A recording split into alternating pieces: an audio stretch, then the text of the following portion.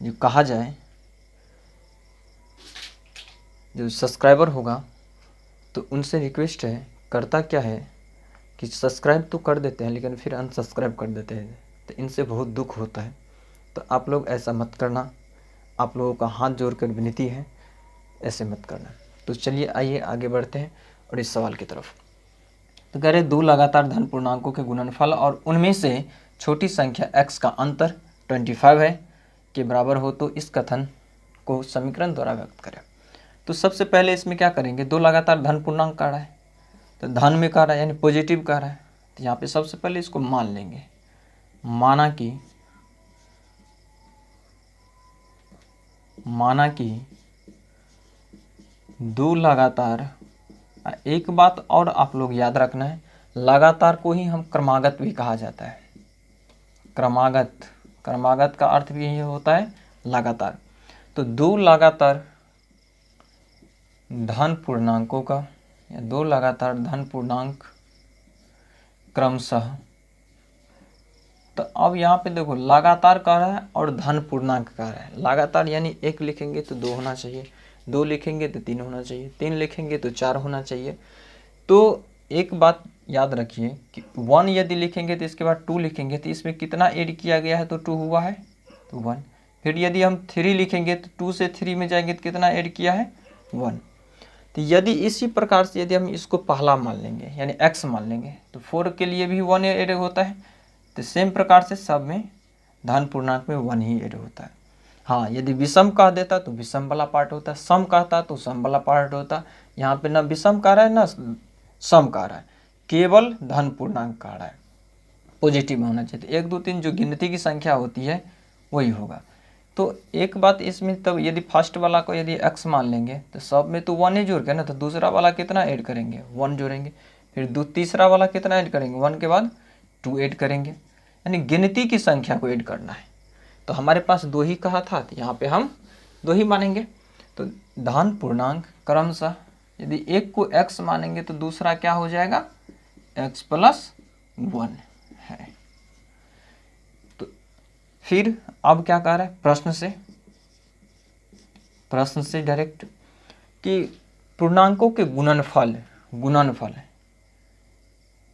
दो धन पूर्णांकों के गुणनफल, दो धन पूर्णांकों के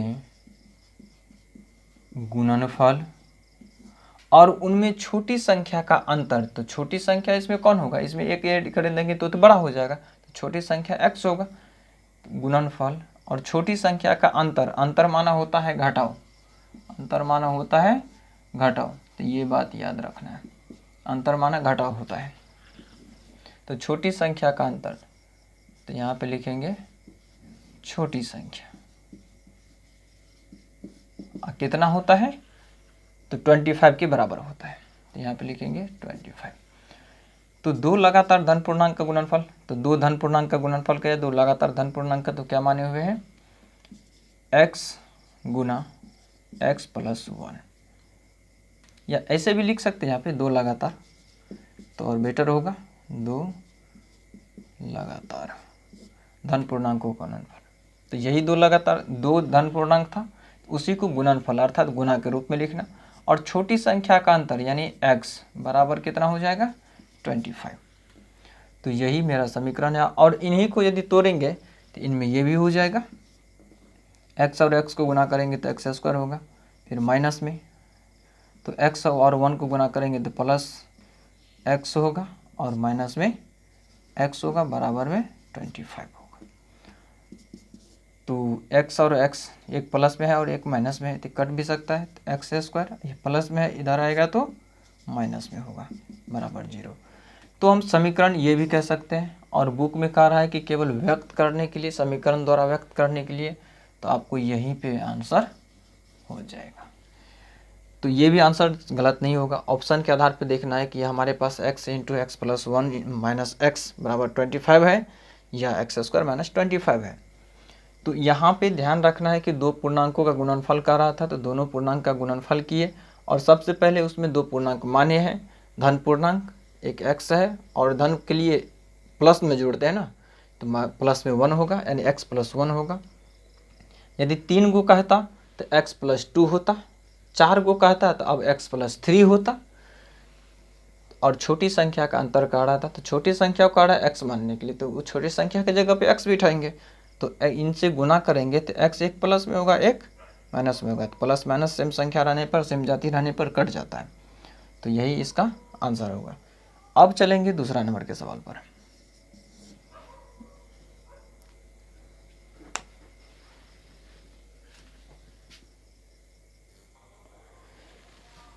तो चलिए आ गए हम दूसरा सवाल लेकर के। तो इसमें कह रहा है दूसरा 2 नंबर का सवाल में, एक आदमी ने 20 रुपये में कुछ पुस्तकें खरीदी। वह यदि उस रकम में एक और पुस्तक अधिक पाता तो प्रत्येक पुस्तक का औसत मूल्य 1 रुपया कम होता। यदि खरीदी गई पुस्तकों की संख्या x हो तो इस कथन को समीकरण द्वारा व्यक्त करें, फिर समीकरण का घात बताएं। तो इसमें कह रहे हैं, देखिए कुल रुपया इसके पास 20 रुपया है और 20 रुपया में ही कुछ पुस्तक खरीदते हैं। कह रहा है कि खरीदी गई पुस्तक की संख्या x मानना है, तो उसी 20 रुपया में एक और पुस्तक खरीद लेता अधिक। तो हो सकता है कि इसमें किसी किसी का टैक्स पे कम होगा, तो एक और अधिक उसको मिल जाता है। तो SOLN में क्या करेंगे, तो लिखेंगे दिया है। तो दिया क्या चीज़ है, कह रहा है खरीदी गई पुस्तकों की संख्या x है। खरीदी गई पुस्तकों की संख्या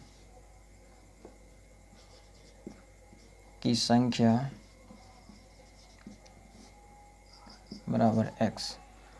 अकारा इसी रुपया में 20 रुपया में एक और पुस्तक खरीदता है। यदि उस रकम में एक और पुस्तक खरीदता है, एक और पुस्तक खरीद पाता तो प्रत्येक पुस्तक का औसत मूल्य 1 रुपया कम होता है।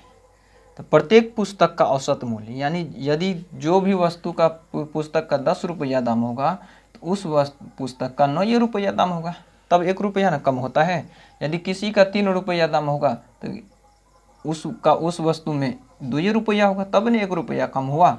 वही न कह रहा है प्रत्येक पुस्तक का औसत मूल्य 1 रुपया कम होता है। तो पुस्तक की संख्या जो भी रहेगा उसमें 1 रुपया कम होगा, एक और पुस्तक पाता है। तो चलिए प्रश्न से अब देखिए, आदमी के पास कुल कितना रुपया है, 20 रुपया है। तो पुस्तक कितनी खरीदता है, x।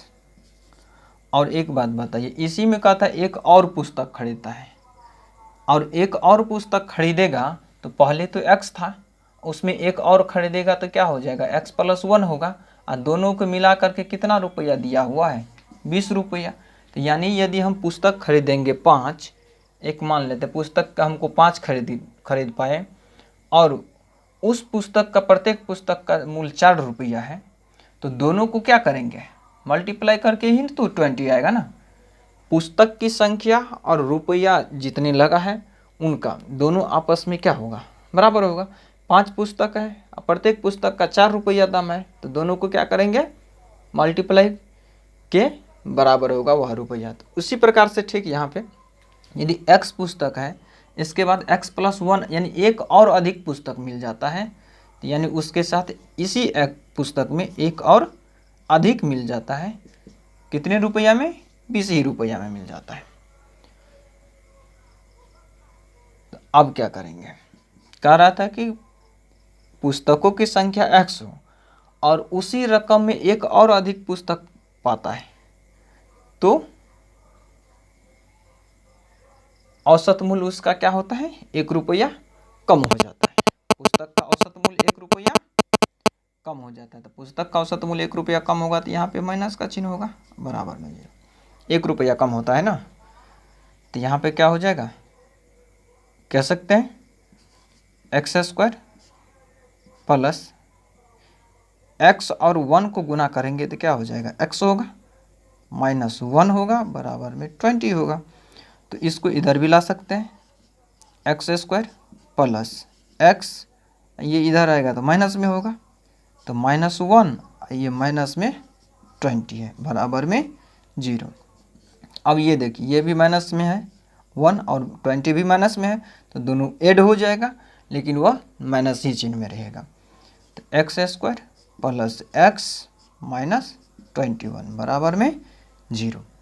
तो कह रहा था कि समीकरण, उस कथन को समीकरण द्वारा व्यक्त करें, तो समीकरण तो मेरा निकल गया। अब दूसरा पार्ट क्या कहता है कि फिर समीकरण का घात बताएं। तो एक बात इसमें देखो, घात उसी को कहेंगे जो चर में सबसे हाईएस्ट पावर में हो।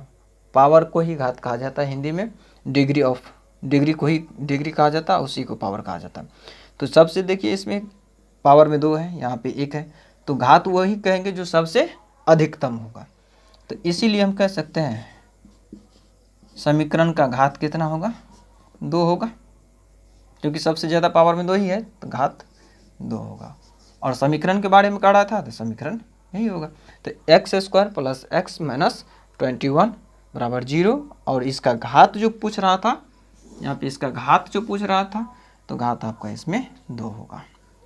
तो यही इसका जवाब था। तो अगले सवाल यानी अगले नंबर तीसरा नंबर सवाल लेकर आते हैं। तो आप लोग पूरा वीडियो पर बने रहे और वीडियो को पूरा अच्छी तरह से एक एक करके समझते